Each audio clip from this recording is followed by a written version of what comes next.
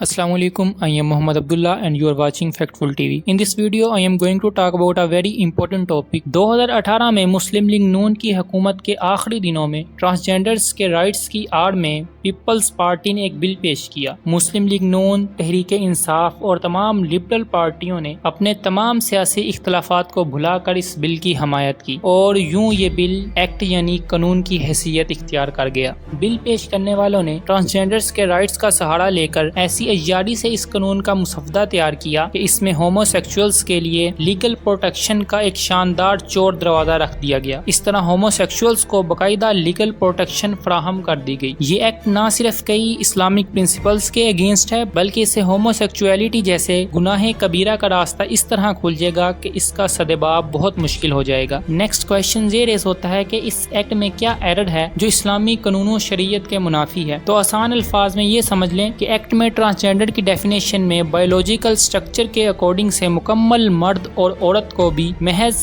अपनी फीलिंग्स की बिना पर ट्रांसजेंडर करार दे दिया गया। इस एक्ट में सेकंड एरर ये है कि इन पर्सन्स को भी ये राइट दे दिया गया कि वो चाहें तो मुकम्मल मर्द या औरत होने के बावजूद भी अपनी जेंडर अपनी विल यानी मर्जी से अपनी आइडेंटिटी डॉक्यूमेंट्स में अपनी फीलिंग्स के अकॉर्डिंग चेंज कर सकते हैं और नादरा ये तब्दीली करने का लीगली बाउंड होगा और इसके लिए लॉ में सेल्फ परसीव्ड जेंडर आइडेंटिटी की टर्म डाली गई। तो नेक्स्ट क्वेश्चन ये रेज होता है कि इस एक्ट में ट्रांसजेंडर की क्या डेफिनेशंस रेज की गई हैं। तो इसमें वर्ड ट्रांसजेंडर इस्तेमाल करते हुए इसकी 3 डेफिनेशंस बयान की गई हैं, जिनमें पहली डेफिनेशन तो करेक्ट है लेकिन इसके लिए करेक्ट वर्ड ट्रांसजेंडर नहीं बल्कि इंटरसेक्स या हेर्माफ्रोडिट है। So according to first definition वो पर्सन ट्रांसजेंडर है जिसके ऑर्गन में कॉन्जेंशियल सेक्सुअल एम्बिग्युइटी है यानी पैदाइशी सनफी अबहाम है, लेकिन इसके लिए करेक्ट वर्ड इंटरसेक्स है। तो अकॉर्डिंग टू सेकंड डेफिनेशन वो पर्सन जो मुकम्मल मर्द है लेकिन वो किसी वजह से मसलन किसी मेडिसिन या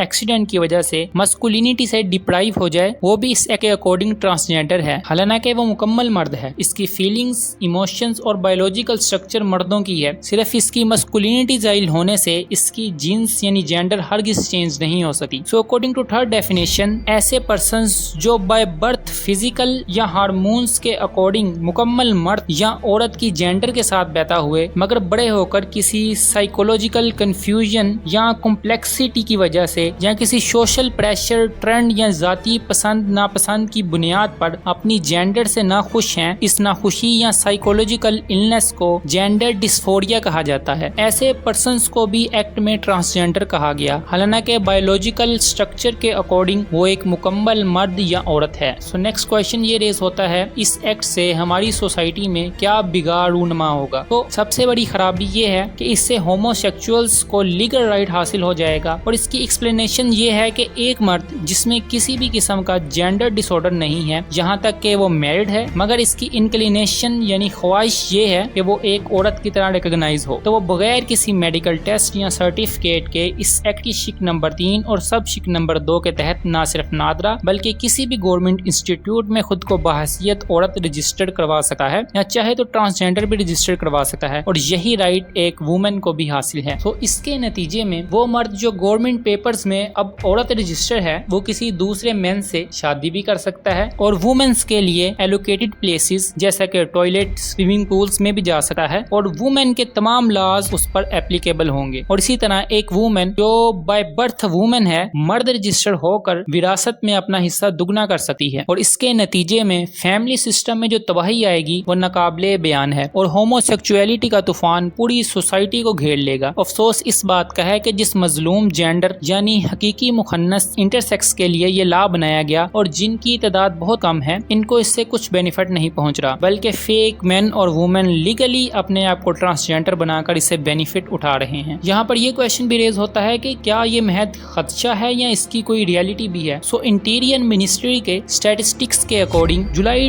2018 سے لے کر جون 2021 تک 28,723 پرسنز نے اپنی انکلینیشنز اور انٹرنل فیلنگز اور ایموشنز کی بنیاد پر اپنی جینڈر سے علیحدہ شناخت کے لیے اپلیکیشن دی ہے جو انہیں بائی برتھ الاٹ کی گئی تھی، اور اب وہ اپنی جینڈر آئیڈینٹی پیپرز میں چینج کروا چکے ہیں۔ اور اس پورے طریقہ کار میں سب سے خوفناک بات یہ ہے کہ اس لا کے تحت کسی میڈیکل بورڈ یا ڈاکٹر کی ٹیسٹیمنی کی ضرورت نہیں، بلکہ سب سے بڑی ٹیسٹیمنی اور سب سے بڑا لا اس پرسن کی ہڈن فیلنگز اور ایموشنز کی ٹیسٹیمنی ہے جو فائنل ڈیسیژن ہے، اور اس ٹیسٹیمنی کو کوئی چیلنج نہیں کر سکتا۔ اور سب سے بڑا کویشچن یہ ہے کہ اس ریلیجیس ایگریشن کو کیسے روکا جا سکتا ہے۔ اس کے لیے اسلام میں کچھ امینڈمنٹس کی ضرورت ہے۔ اسلام میں ٹرانسجینڈر پرسن کی ڈیفینیشن نمبر 2 اور 3 جس میں مکمل مرد اور عورت کو ٹرانسجینڈر قرار دیا گیا وہ ختم کیا جائے، اور ٹرانسجینڈر کے لیے جنس کا تعین یعنی سیلف پرسیوڈ جینڈر آئیڈینٹی کی بجائے میڈیکل بورڈ سے انٹیگریٹ کیا جائے۔ اور اس وقت ضرورت اس بات کی ہے کہ تمام اسلامک اسکالرز، اسلامک آرگنائزیشنز